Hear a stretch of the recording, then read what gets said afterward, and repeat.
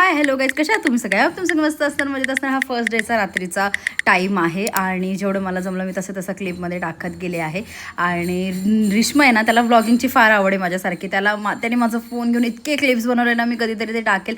त्याच्यानंतर नियलला मी तुम्हाला बोलले की त्याला पेंटिंग आवडते आणि तसंच त्याला ढोलकी वाजवायला पण फार आवडतं. मला खरं सांगू, त्याचे ना हात इतके दुखत होते पण बिचारा थांबला नाही. पूर्ण आरतीभर त्याने ढोलकी वाजवलीच आणि त्यांच्या इकडे त्याला सगळेच बोलवतात आणि सगळे इतके कौतुक करतात नाही की खरंच तो खूप छान असा ढोलकी वाजवतो. आणि रिश्माईचं कौतुक करायचं म्हणजे त्याला देवांचं फार वेड आहे. म्हणजे त्याला खूप करायची इच्छा असते. म्हणजे तसं मी हे करेल मी करेल कारण की त्याला आवडतं. असं त्याला कोणी सांगितलं नाही, त्याला लहानपणापासूनच आवडतं. त्याच्यानंतर आम्ही 12ची आरती केल्यानंतर बसलो तर त्याला विचारलं तुला बत्ते खेळता येतात? तो बोलतो मला येतात मला येतात. आणि त्याची ना लक्की चार्म मी होते. बिकॉज त्याचं असं म्हणणं होतं की मी जर रिश्माईबरोबर खेळले ना, बसले ना, तर रिश्माई जिंकायचा. तर असं त्याच्यानंतर हा दुसरा दिवस आहे. तर मी छोल्याची भाजी बनवली होती, प्लस आज विसर्जनाचा दिवस होता तर फटाफट सगळं बनवायचं होतं. शिदोरी बनवायची होती.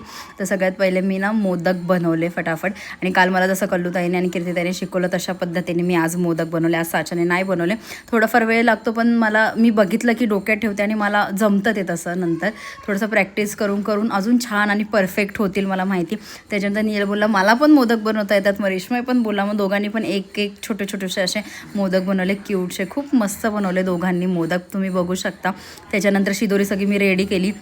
भेंडीची भाजी, खोबऱ्याची चटणी, खीर, दही भात, पोहे, त्याच्यानंतर आपलं जेवण जे बनवलेलं होतं ते, हे सगळं हे आळूच्या पानात असं बांधतात. 7 शिदोऱ्या रेडी करतात प्लस मोदक. आणि हे सगळं मी फटाफट रेडी केलं. त्याच्यानंतर हर्षलीताई पण आल्या होत्या.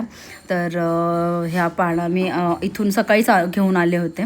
त्याच्यानंतर मग हे सगळं शिदोरी भरल्यानंतर मग मी एका साईडला मोदक पण उकडायला ठेवले होते कारण की हे भरेपर्यंत ते तरी होईल. विसर्जन करायचं होतं लवकर कारण की पाऊस पडायचे खूप चान्सेस होते. त्यामुळे मला भीती वाटत होते की पाऊस पडेल का नाही पडेल. पण नशीब आमच्या विसर्जनाच्या टायमाला पाऊस एवढा काही पडला नाही. सगळ्याच्यात 7 शिदोऱ्या मी अशा भरल्या, तुम्ही बघू शकता. अशा पद्धतीने मी धागा बांधून पॅक केलेला आहे त्याला पूर्णपणे. आणि मला आधी खरंच माहिती नव्हतं पण इथे तर शिदोरी देतातच. आणि त्याच्यानंतर मग मोदक पण रेडी झाले होते तर मी देवांना नैवेद्य दाखवला पहिले. आणि त्याच्यानंतर मग मोदकाची शिदोरी मी पॅक केली. इतकंच मन भरून आलं आहे ना, कारण की आज विसर्जनाचे दिवस आहे. बाप्पा आले काय गेले काय, लगेच म्हणजे वेळच कसा निघून गेला ना खरंच कळत नाही. इतर वेळेस आपला दिवसही जात नाही पण गणपतीत फटाफट दिवस, 1.5 दिवसाचे गणपती तर कसे येतात कसे जातात कळत पण नाही. आणि शेवटचा आम्ही निरोप दिला बाप्पाला आणि प्रतीक उतरला होता विसर्जन करायला. That's it for video. Okay bye guys, उद्या भेटू. Bye bye.